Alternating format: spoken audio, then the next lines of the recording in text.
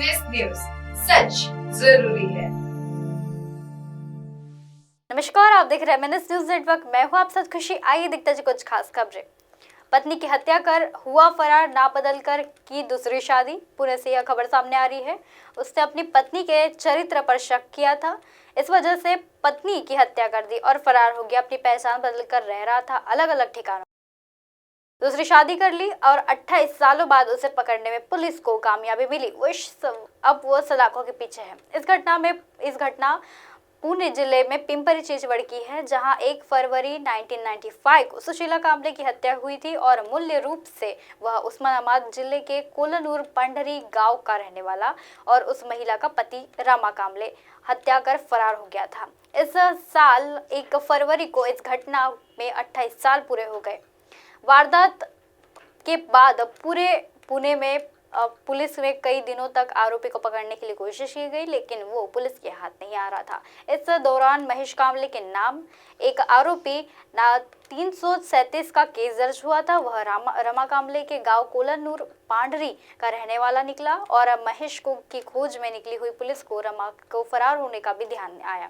इसके बाद एक बार फिर सुशीला मर्डर केस पर पुलिस का ध्यान गया। रमा कांबले बन रहा था रमा बनसोड़ और बदलता था इलाके। जब पुलिस ने रमा कांबले को लेकर उसके गांव में पूछताछ की तो रमा के नाम और पहचान बदलने की जानकारी मिली। इतना ही पता चल पाया कि वह अपने गांव में कभी कभार आता था और उसने सोलापुर के अक्कलकोट तहसील में पालापुर गांव की महिला से दूसरी शादी कर ली थी। इतनी जानकारी मिलने के बाद पिंपरी चिंचवड़ के क्राइम ब्रांच की पुलिस पालापुर पहुंची और वहां गांव वालों से बातचीत कर पूछताछ की। यहाँ पता चला कि रमा कांबले फिलहाल रमा बंसोड़ नाम से रह रहा है और उसकी उम्र अब 66 साल की हो चुकी है। लेकिन मामले आसान नहीं हुआ और पता चल रहा था कि रमा कांबले उर्फ रमा बंसोड़ इस गांव में कभी कभार आता था। वह मजदूरी करने के सिलसिले में अक्सर राज्य के अलग अलग इलाकों में जाता रहता था। पहचान बदलने और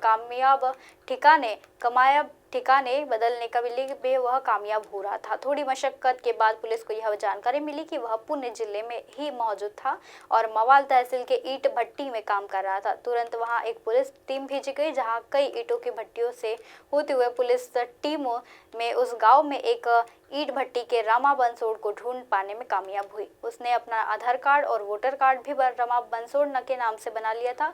28 साल में उसका चेहरा बदल गया था। पहचान तय होनी मुश्किल थी।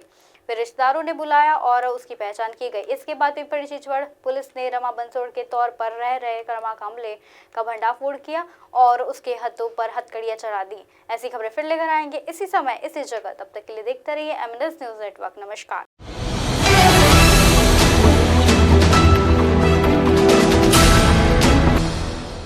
ये है एमएनएस न्यूज नेटवर्क और आप देख रहे हैं